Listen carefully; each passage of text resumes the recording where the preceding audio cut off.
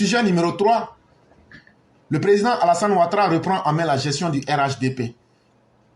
Durant les congés, le président a mené plusieurs réflexions sur la gestion de son parti à 13 mois de l'élection présidentielle d'octobre 2025. Il en a fait part à ses ministres le 5 septembre 2024. Vous vous souvenez, hier on vous a dit ici que c'est le jeudi, le gouvernement a repris ses activités parce qu'ils étaient en vacances. Donc pendant ces vacances-là, chaque fois quand le chef de l'État se retire pour aller en France, en Mougins, il réfléchit. Et il a dit, on va aller aux élections en 2025. Il faut que je réfléchisse sur l'avenir du RHDP. Et donc le 5 septembre, quand il s'est rencontré avec ses ministres, il leur a parlé de cela. Lors du Conseil des ministres de rentrée, qui s'est tenu le 5 septembre 2024, le président Ouattara a donné le ton.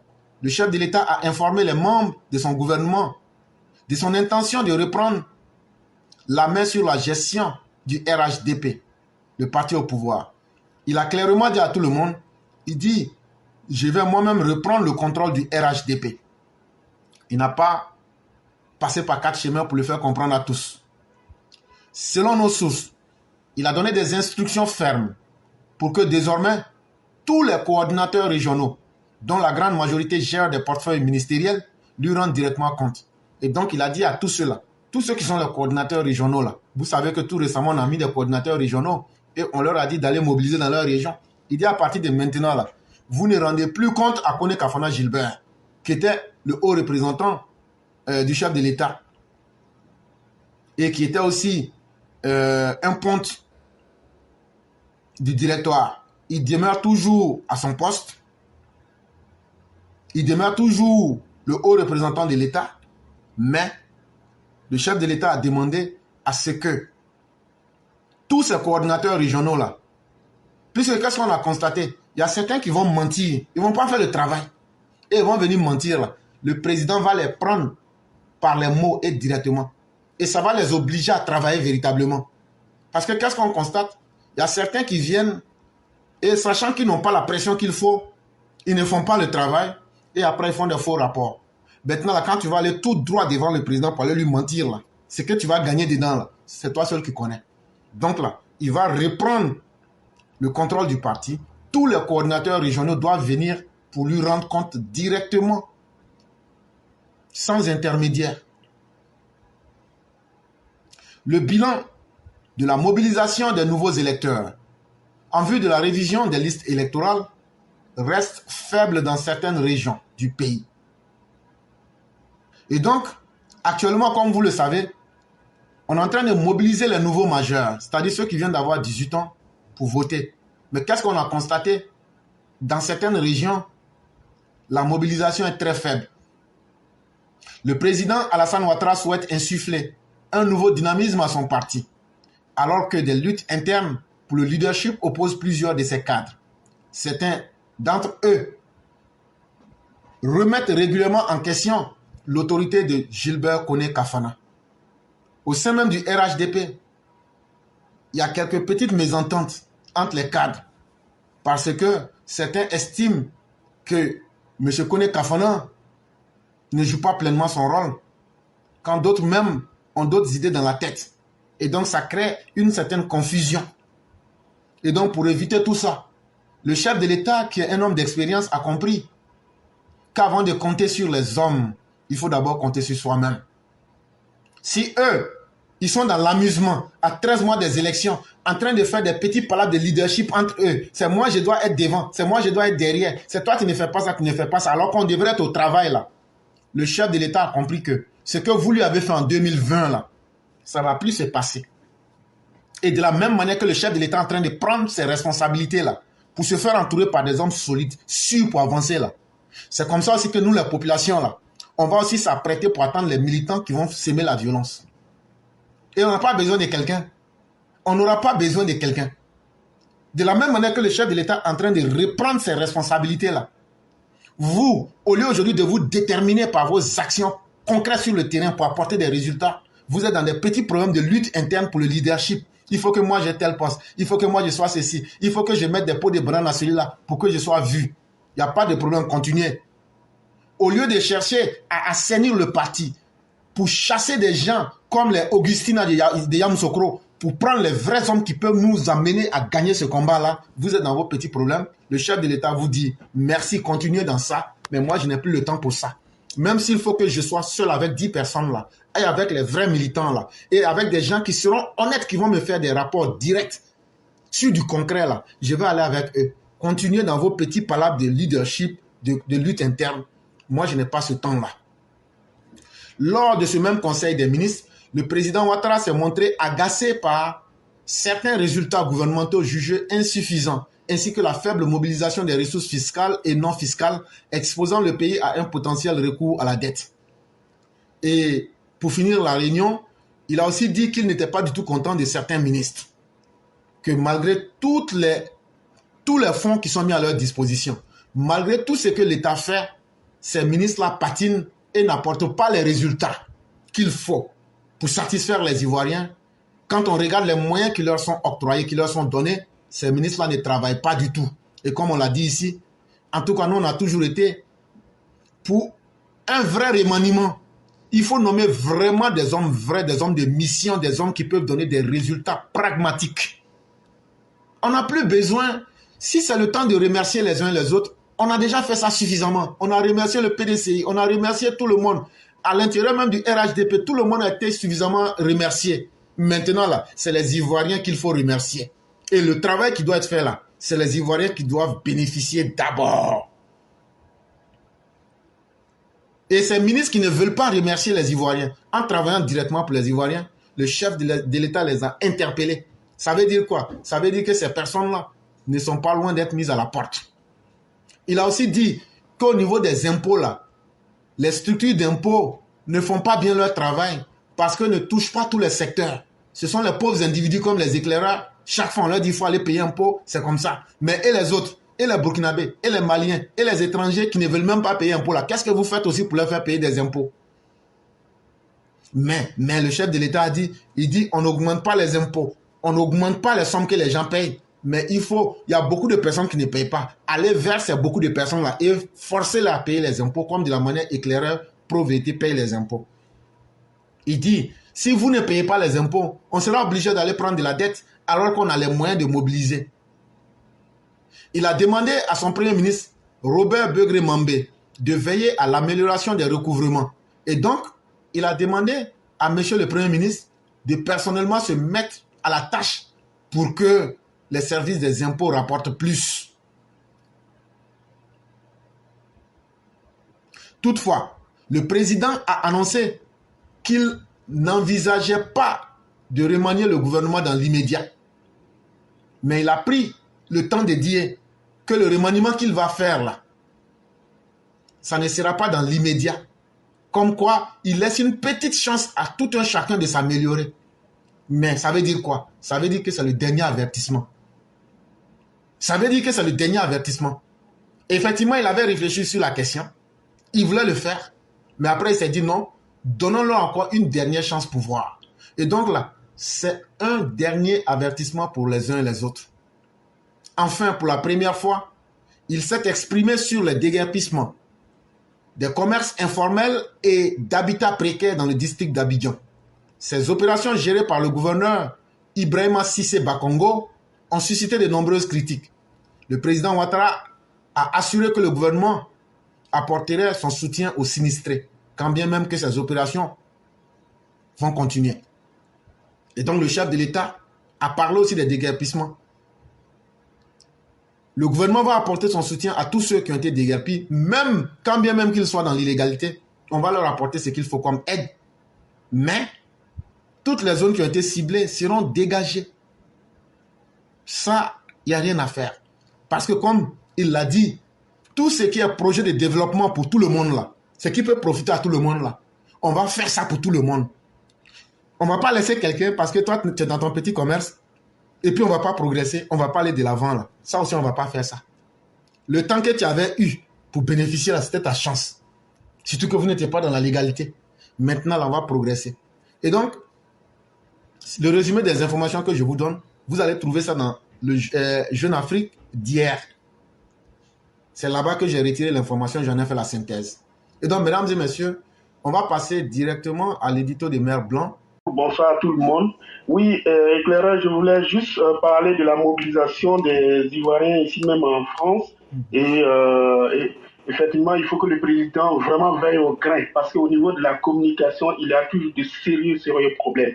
Figurez-vous que le samedi dernier, il y avait une projection de film concernant la vie du président et malheureusement, qui était organisée par l'ambassade et avec le consulat, et malheureusement, au niveau des militants des RHDP, nous avons été associés au dernier moment. C'est vraiment encore preuve que ni l'ambassade, ni même au niveau de la communication même du RHDP ici en France, il y a toujours de gros problèmes. Et il faut le dire, si on ne le dit pas maintenant, c'est pas, on entend les murmures, et c'est pas à la dernière minute qu'on va dire, ah ben tiens, si on savait, ou bien on avait entendu ça, et nous qui sommes là pour parler, pour communiquer, on n'a pas transmis le message. Il y a de grosses défaillances. L'ambassade, on ne sait pas à quoi ça sert véritablement, quand bien même que normalement, il doit faire la publicité du pays à travers son président. Et là, c'est pas du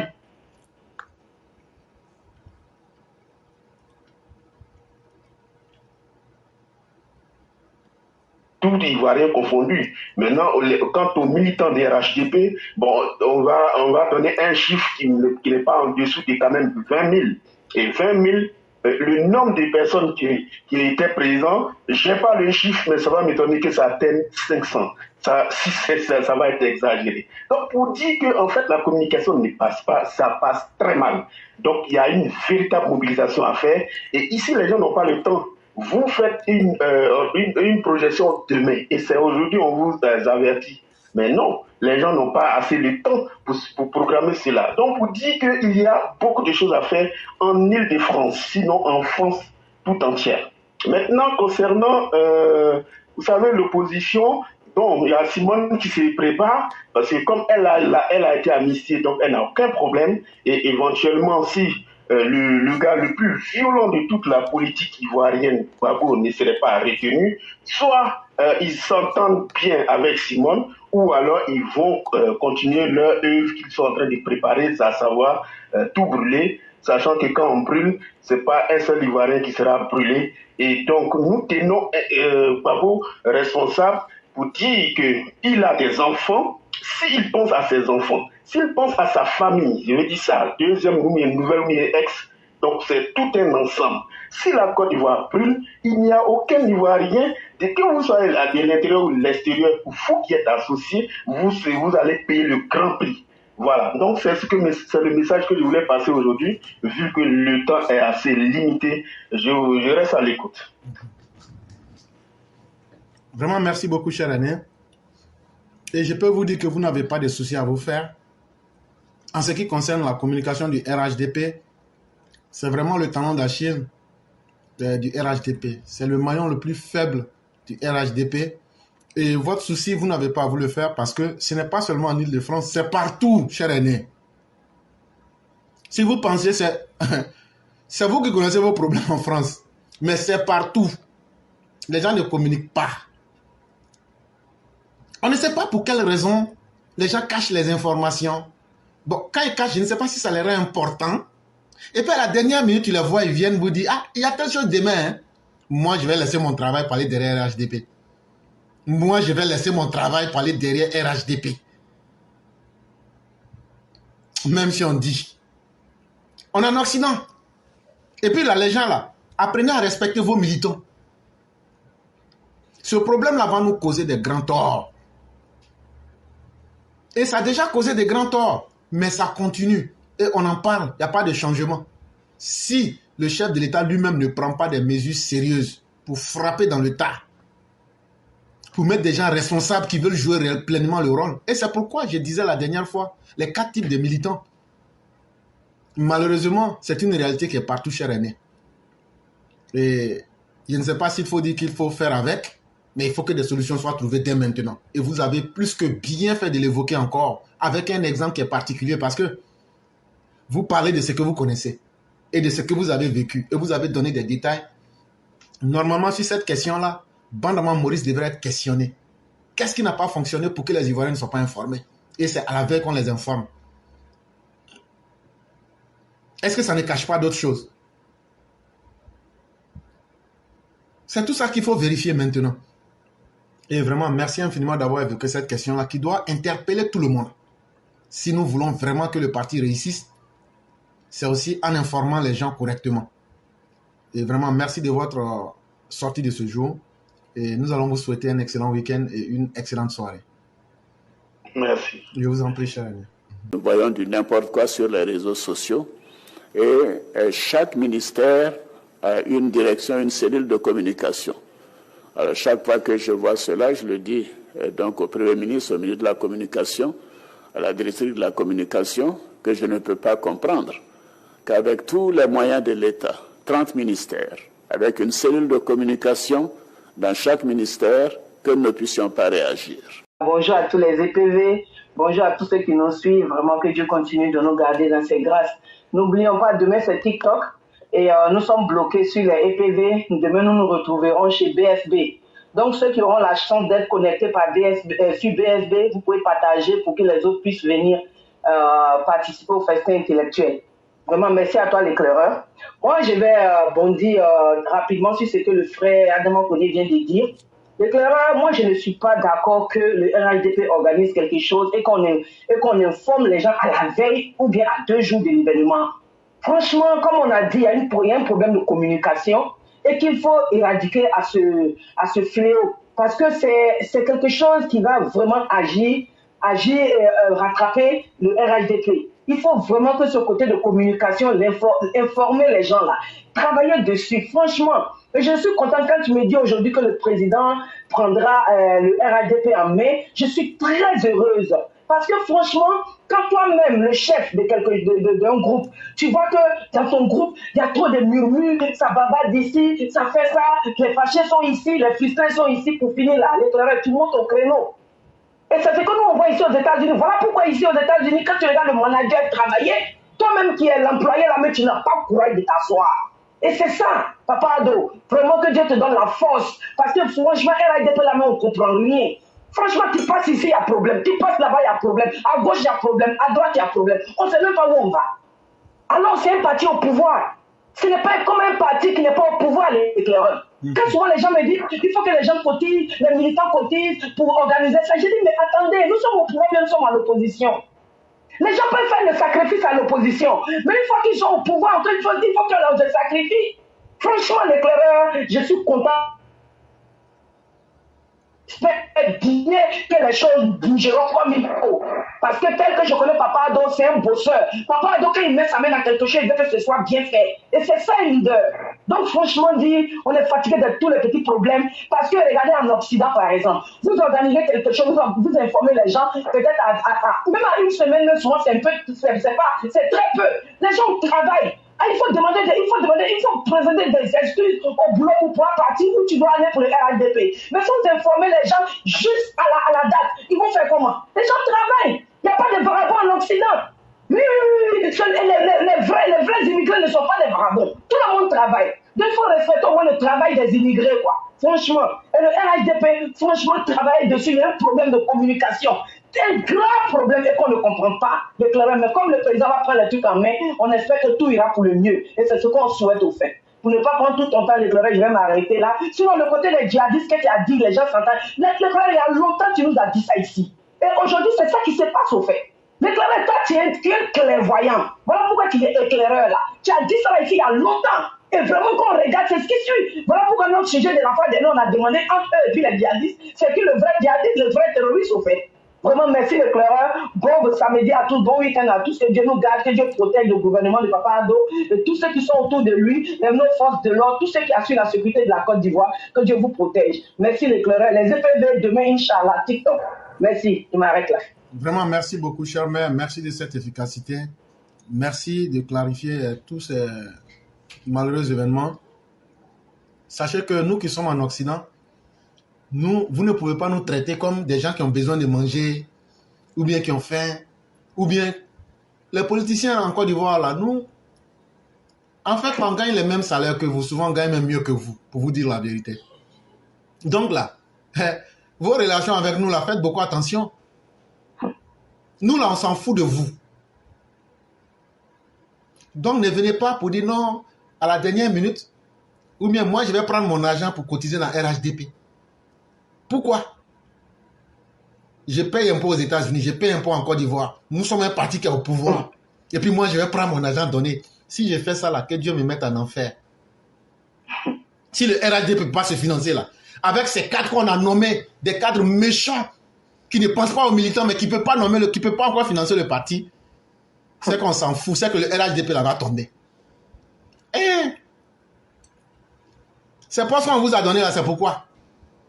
Vous pensez que c'est pour vous faire plaisir, ou bien c'est parce que vous êtes les plus importants. Non seulement vous n'aidez pas les militants, non seulement vous ne voulez pas financer le parti, vous dites aux pauvres militants de prendre son argent pour mettre dedans. Hey, et l'argent qu'on a mis dans l'opposition là, de 93 jusqu'en 2011 là, ce que les militants ont fait là, c'est suffisant. Si vous êtes au pouvoir, si vous ne pouvez pas financer votre parti, si vous ne pouvez pas communiquer là, c'est votre problème. Mais ça là, gardez ce sentiment là pour vous-même.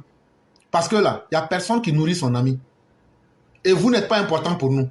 Il faut qu'on se respecte mutuellement. Et ce qui arrive à Kone Kafana là, c'est très bien fait.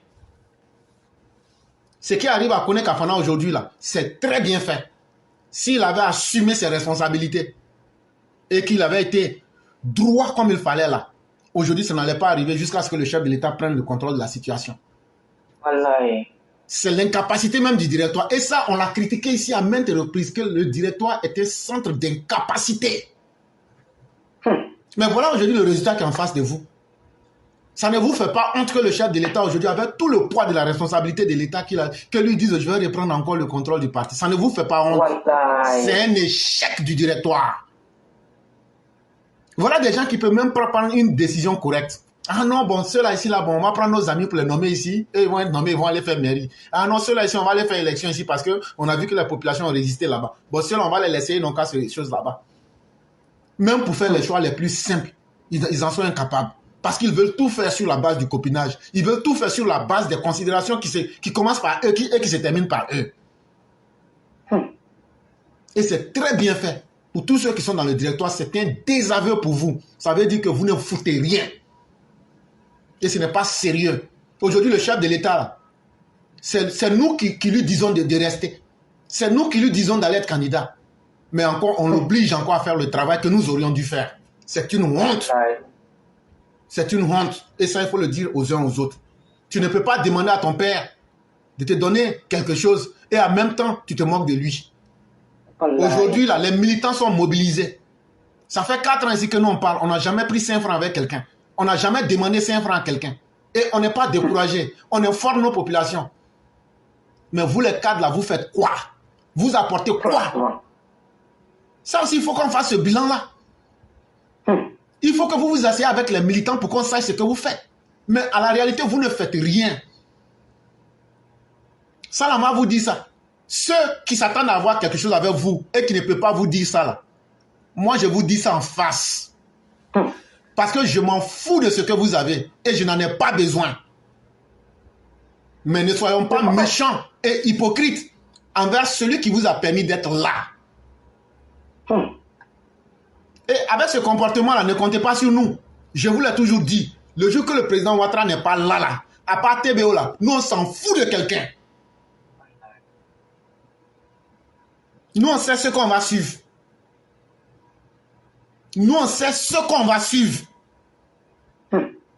À part TBO et puis le vice-président là, nous on s'en fout du reste. Si vous voulez là, la Côte d'Ivoire n'a qu'à brûler, nous on s'en fout. Moi je ne vis pas en Côte d'Ivoire. Mais nous on sait ceux qui sont vrais avec nous. Donc non, si le président montre quelqu'un, si le président Ouattara nous montre quelqu'un, à part quelqu'un qui on ne va pas le suivre. Pourquoi on va se mentir? Arrêtons d'être hypocrite. Hein? Si le président nous montre quelqu'un, et suivez-lui là, et puis nous on voit que ça ne nous, on ne va pas le suivre. C'est que ça sera la fin du voyage. Parce qu'à la fin là, chacun sait ce qu'il arrange.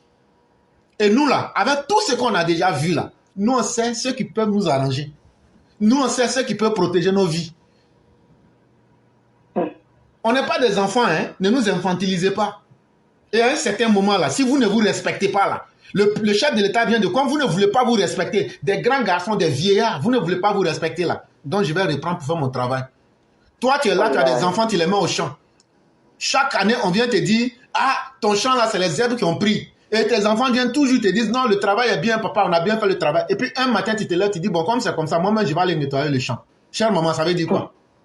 Voilà. C'est un exemple, c'est un exemple simple que je prends. Il se lève depuis, c'est honteux. Mais il fallait qu'on en parle en public.